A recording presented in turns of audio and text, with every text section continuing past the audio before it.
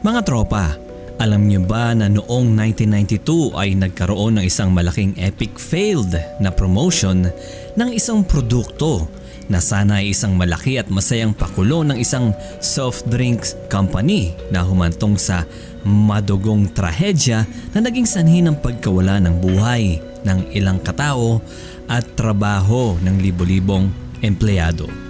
Paano nangyari yun? Sa video natin ito ngayon mga tropa ay pag-uusapan natin ang kwento sa likod ng Pepsi Number Fever. Dito lamang yan sa channel na kung ikaw ay may alam sa mga bagay-bagay, kayo ay laging mapapalagay. Tara, simulan na natin.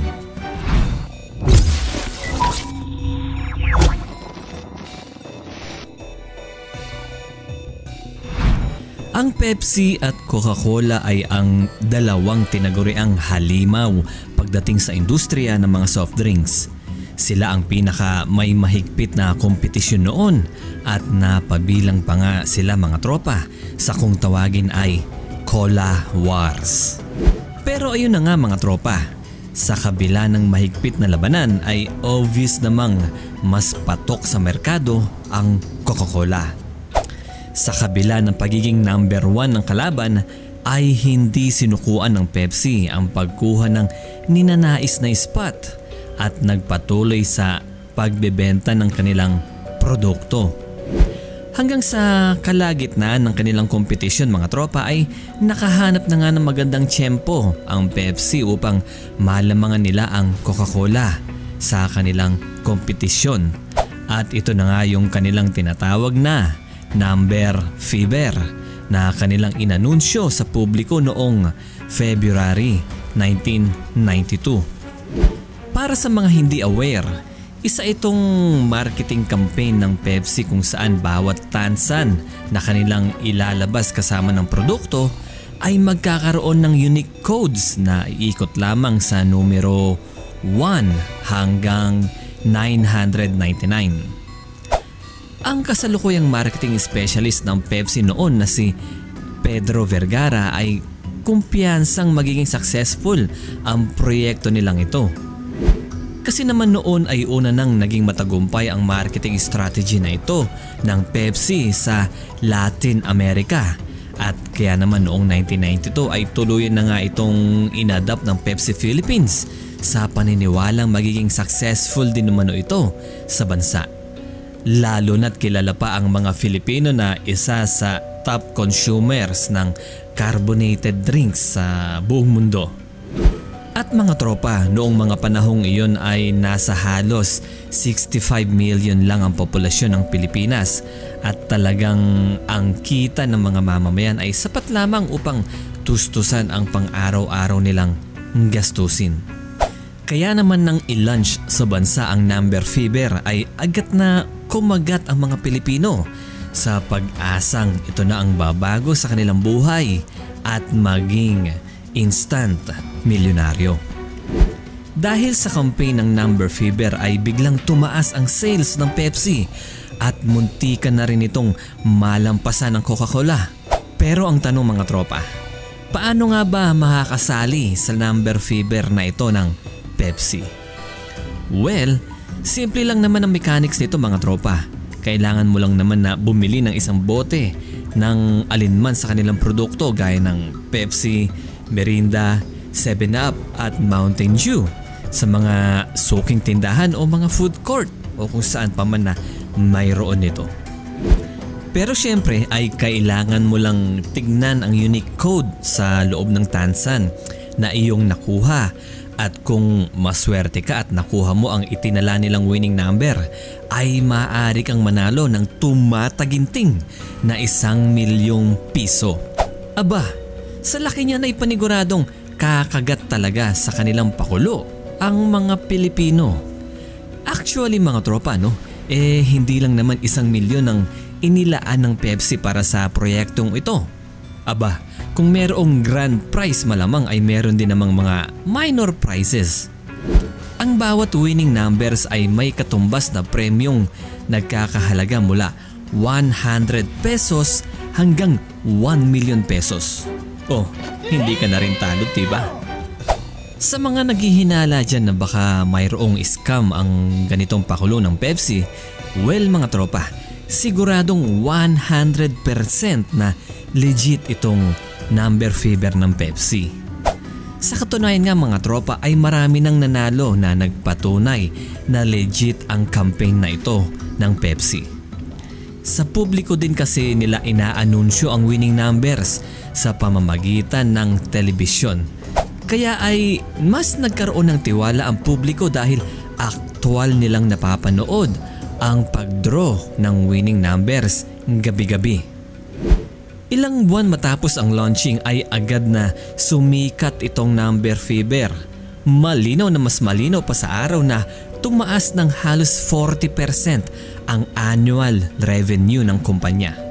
Inaasahang matatapos ang number fever noong May 8, 1992 at dahil nga sa maganda ang kinalabasan ng kanilang promotion ay inextend pa nila ang number fever ng 5 linggo pa at inaasahang matatapos ng June 12, 1992.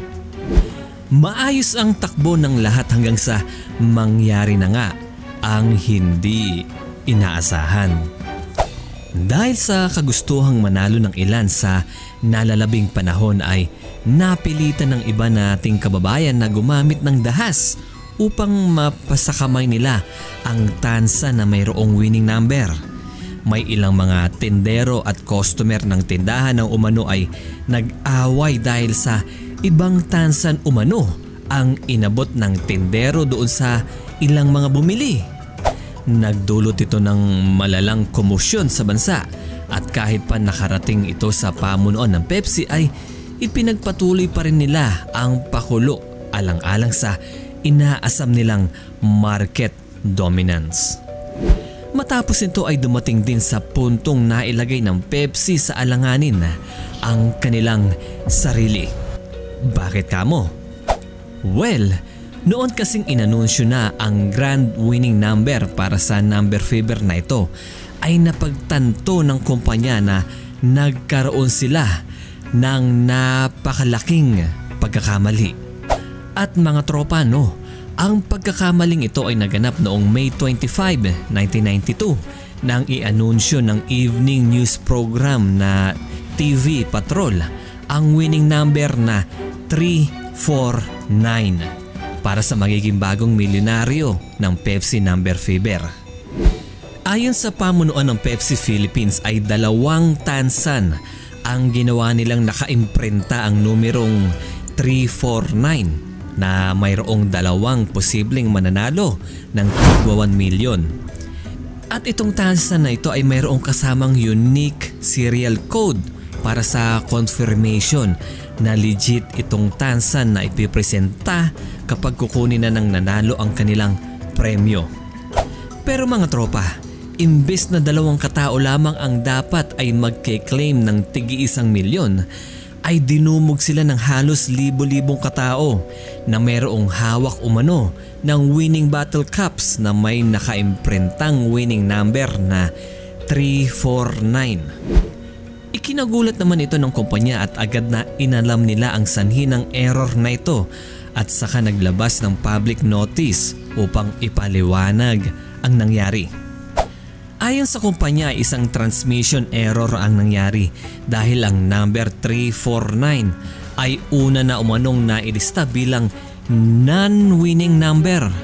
Sa katunayan mga tropa ay mayroong halos 800,000 na battle cups ang naimprintahan ng 349 bilang non-winning number at wala itong kasamang serial code for verification.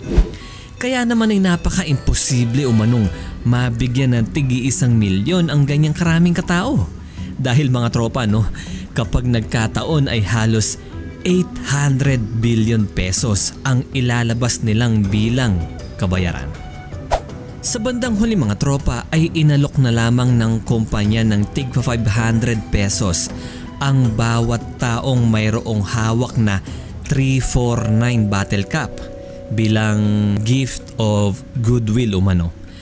At sa offer na ito ay 486,100 170 na katao ang pumayag na tanggapin ang pampalubag loob na 500 pesos na ito. At ang ibang mayroong hawak na 349 cups ay hindi pumayag sa offer na 500 pesos lamang ang ibibigay sa kanila at nagpatuloy ang kabi-kabilang protesta at riots sa bansa, lalo na sa Pepsi plantation at mga warehouses nito. At hanggang sa sinampahan na rin ng kaso ang Pepsi Philippines at nagkaroon din ng alyansa upang tuluyang i-boycott ang nasabing kumpanya. Umabot din ng ilang buwan ang gulo at protesta ng mga taong may 349 na tansan. At noon ngang February 13, 1993 ay may mga nagpo-protesta ang naghagis ng homemade na pampasabog at hinagis nila ito sa isang truck ng Pepsi na naging resulta umano sa pagkamatay ng isang guro at 5 taon na bata. At mga tropa, hindi lang dyan natatapos ang madugong resulta ng pagkakamaling ito. Nagpatuloy ang gulo sa bansa at isa sa pinakamalalang nangyayari mga tropa ay noong May 1993 nang may nangyaring pagpapasabog sa Pepsi Davao warehouse. May mga nagpuprotesta umano sa labas ng warehouse na ito nang biglang may isa sa kanila ay naghagis umano ng granada sa loob ng warehouse na siyang kumitil sa buhay ng 3 empleyadong nasa loob nito. Dagdag pa dyan mga tropa ay halos o mahigit 30 truck ng Pepsi ang pinasabog na naging dahilan ng pagkawala ng trabaho ng mga empleyado ng Pepsi. Sa kasagsagan ng pangyayaring ito mga tropa ay may isang taong nagpakabayani at ito ay si Vincent Del Fierro Jr. na nanguna sa laban at pagpa-file ng demanda laban sa Pepsi Company. Nilinaw niyang hindi personal na galit ang nagtulak sa kanya upang lumaban kundi ang kagustuhang bigyan ng hustisya ang mga kababayan niyang biktima ng gulong ito.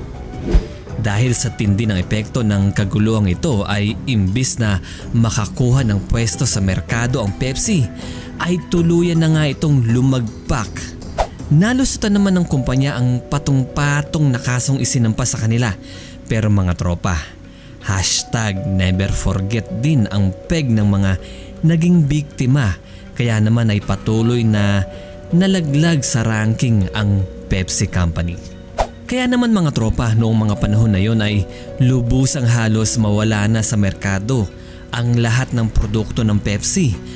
Sa ngayon ay nagpapatuloy pa rin ang Pepsi sa kabila ng mga pinagdaanan nito sa ating bansa. Kahit papaano, makalipas ang ilang panahon ay nakabangon na rin ito. Pero kayo mga tropa, ano sa tingin nyo? Pagkakamali nga lang ba ito ng Pepsi? O lumala lang ang sitwasyon dahil sa mga taong gustong makakuha ng 1 million pesos? I-comment nyo lang sa ibaba ang inyong opinion mga tropa. At yan po ang kwento sa likod ng Pepsi Number Fever. At kung meron man po kayong correction o karagdagang impormasyon ay maaari po kayong mag-iwan ng comment sa ating comment section below.